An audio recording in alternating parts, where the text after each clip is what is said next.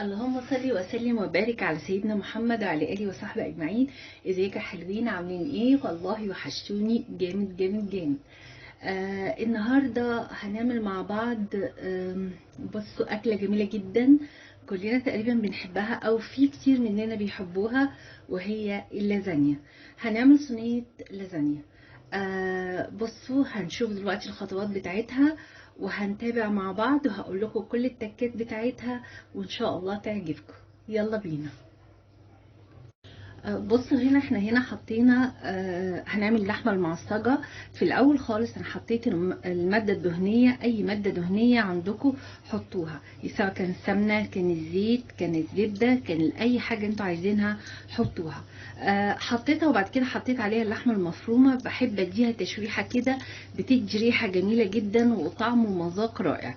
بعد كده بروح حاطه عليها البصل المبشور. طبعا كمية البصل قد كمية اللحمة اللي انا حطاها. ده بيدي للحمة المفرومة طعم جميل ومذاق كمان جميل جدا.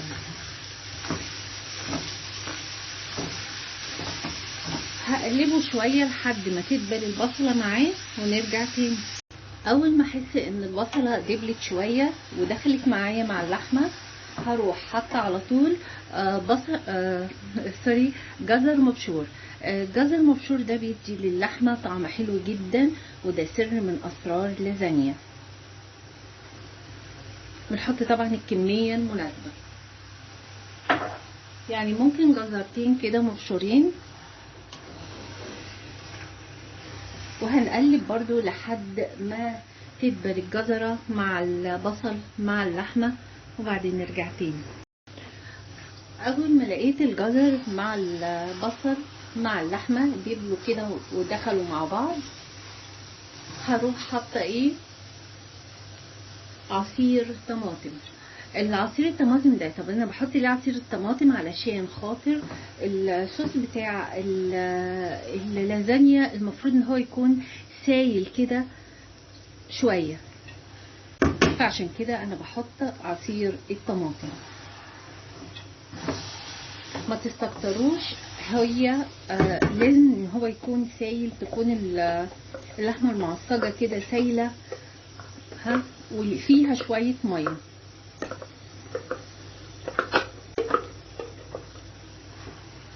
الطريقه دي هتعجبكم جدا وحلوه جدا جدا، والطعم بتاعها خرافه وجميل. هنقلب فيها كده شويه، وبعد كده هنحط حاجه تاني هقول لكم عليها.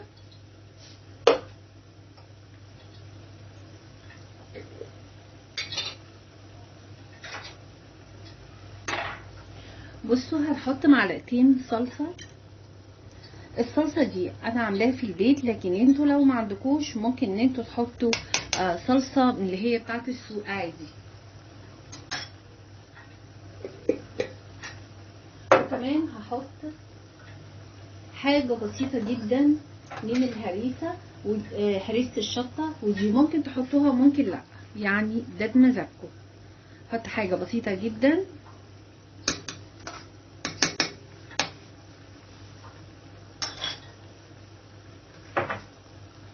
وهرجع اقلب كله مع بعض.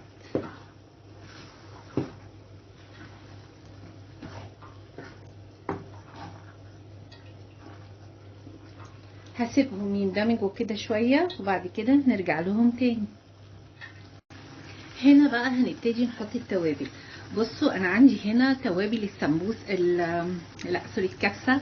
توابل الكبسه دي بتبقى فيها كل التوابل الجميله وريحتها حلوه، وبصوا بجد هتعجبكم جدا لما تحطوها، تدي طعم حلو جدا جدا للعصاج اللحمه. هنحط يا دوبك معلقتين بالمعلقه الخشب ديت، وواحده ورق لورو. وممكن تستغنوا عنها لان انا اصلا يعني عندي توابل الكبسه ديت فيها كل حاجه. هنحط ايه كمان؟ هنحط فلفل اسود،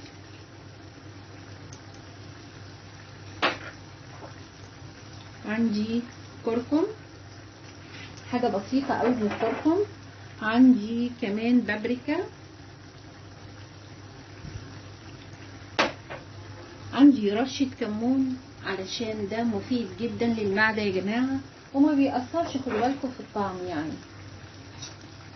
عندي بصوا بقى دي مش عارفه، مش فاكره اسمها يعني، هي بتبقى لاذعه شويه كده، هقولها لكم بس اصبروا عليا كده شويه. عندي ايه كمان؟ عندي ملح،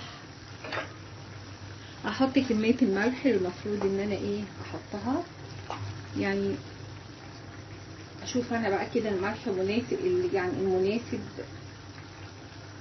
للكميه اللي عندي. كمان في حاجه مهمه جدا، فصين توم متقطعين كده وهروح حطاهم، دول هيدوني طعم رائع وريحه جامده جدا. هقلب وهسيبها مع بعضها كده تتسبك كده وتختلط مع بعضها، وبرده مع المحافظه على انها يكون فيها صوص كده شويه او ميه شويه، بحيث انها يعني هي لازم تكون كده. اللازانيا بتبقى العصاج بتاعها سايل شويه، ولو نشفت ميتها ممكن نحط لها شويه ميه.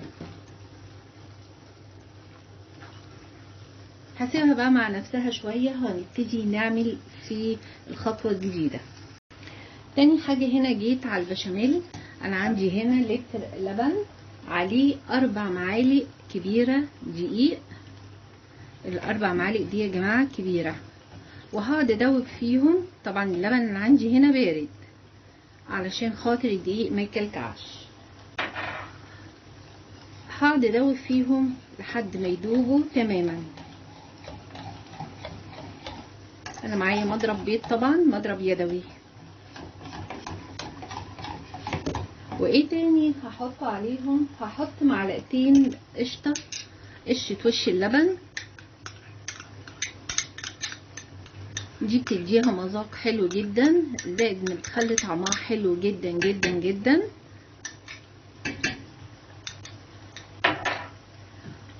وهقعد اقلب، خدوا بالكم من حكايه التقليب علشان خاطر الدقيق ما يكلكعش معانا.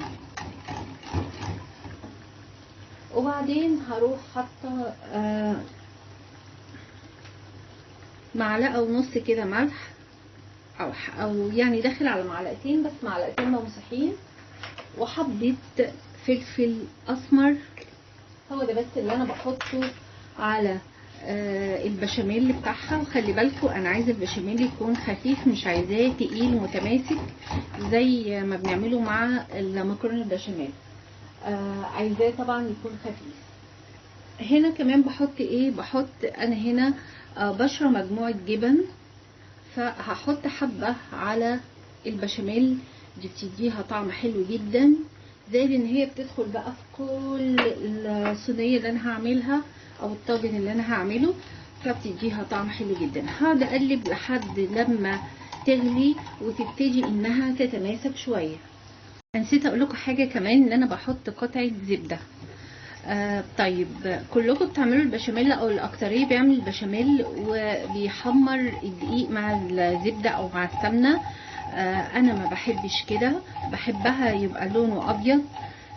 زائد ان تحمير الدقيق مع السمنه او الزبده بيخليكي تستهلكي ماده دهنيه كتيره جدا، وده مش بيبقى كويس في الاكل. فعلشان كده انا بعمله بالطريقه ديت، بدوب الدقيق في اللبن واروح حاطه بقى كل المكونات اللي انا عايزاها وبس كده، وكده خلص البشاميل. سيبه بقى لحد ما يتماسك وبعد كده نرجع تاني. هنا جبنا الطاجن بتاعنا وحطينا فيه بشاميل، والبشاميل زي ما انتم شايفين خفيف. ليه؟ علشان اللازانيا بتاعتنا تستوي كويس.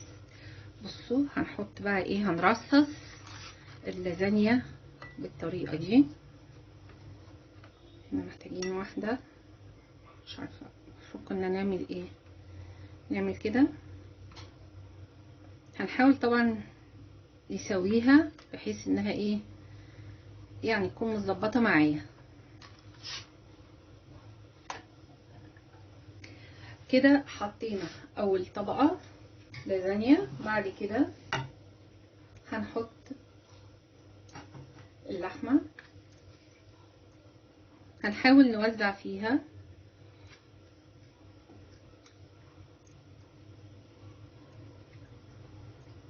هي كل حاجة سخنة علشان كده ايه يعني مش متمكنة منها قوي.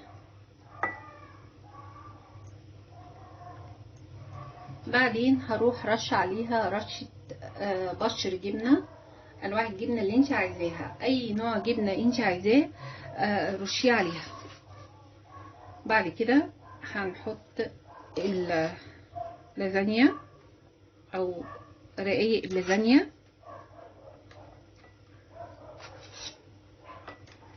كده معايا. بعد كده هنروح حاطين البشاميل. بص انا بحط لها كتير ازاي علشان خاطر تطرى وتستوي معاها. بعد كده هنحط لحمة تاني،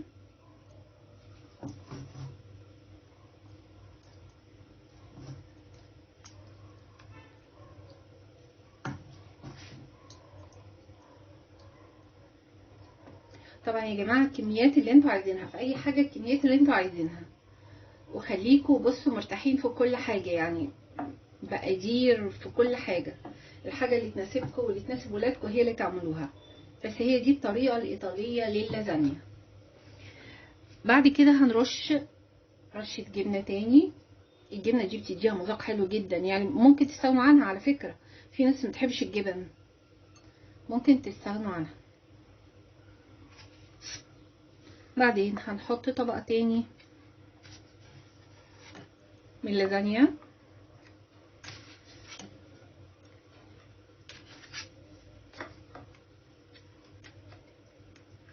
هنقعد نكرر كده طبعا لحد ما تخلص الكمية اللي عندي. وبعدين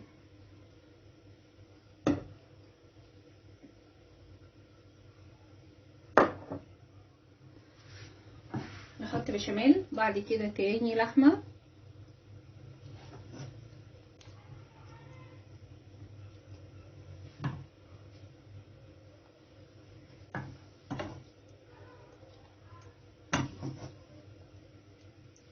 جربوا يا جماعة الطريقة دي هتعجبكم قوي، والله هتعجبكم قوي قوي قوي. بعدين هنرش جبنة زي ما قلت لكم الكميات اللي انتوا عايزينها، يعني رش الجبنة ممكن تستغنوا عنه، وممكن تحطوا كمية كبيرة، وممكن تحطوا كمية قليلة اللي يريحكم. في بيحبوا شرايح الزيتون يحطوها معاها برضو اللي يريحكم.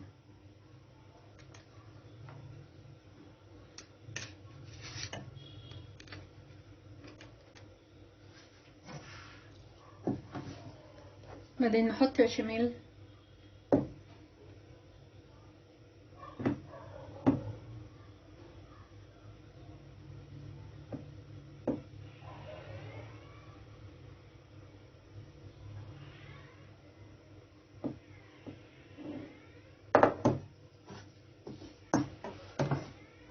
وبعدين لحمة،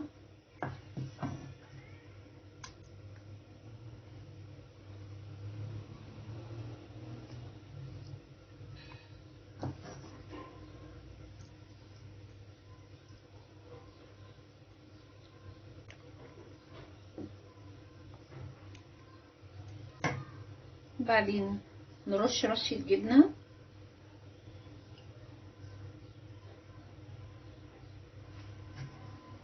بعدين اخر طبقة عندي هنحط برضو لازانيا تاني،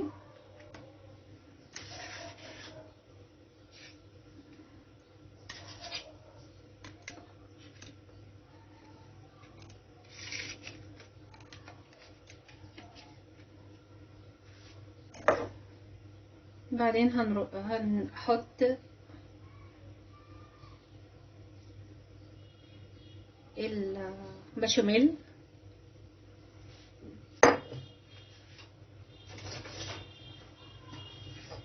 هنزل كمية البشاميل اللي عندي عشان تغطيها كويس.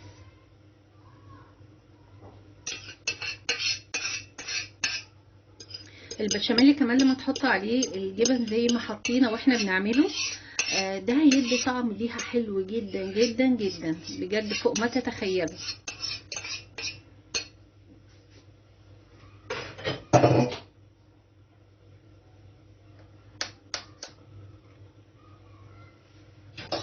بعدين اخر حاجة هنرش عليها جبنة. كنت عايزه اقول لكم ايه تاني كمان. انا من ساعه ما ابتديت البشاميل وانا مولعه الفرن على 180 درجه، وفي الرف الوسطاني هروح حطاها، وان شاء الله اول ما هتستوي نطلعها ونشوفها مع بعض، وان شاء الله تبقى احلى لازانيا ممكن ان انتوا تدوقوها وممكن ان انتوا تعملوها. جربوها ان شاء الله مش هتندموا. ودي على فكره الطريقه الاصليه بتاعتها. هندخلها الفرن ونشوف ونرجع تاني. كده طلعناها من الفرن، شايفين شكلها يتجنن طبعا، واكيد الطعم اجمل واجمل واجمل. المشكله ان هي سخنه فعشان كده انا مش عارفه اقطعها. فانا كنت معاكم، عملت معاكم اللازانيا، يا رب تكون عجبتكم وان شاء الله هتعجبكم. جربوها بنفس الطريقه وباذن الله هتعجبكم جدا جدا. حبايبي كنت معاكم، كنت سعيده جدا ومع السلامه.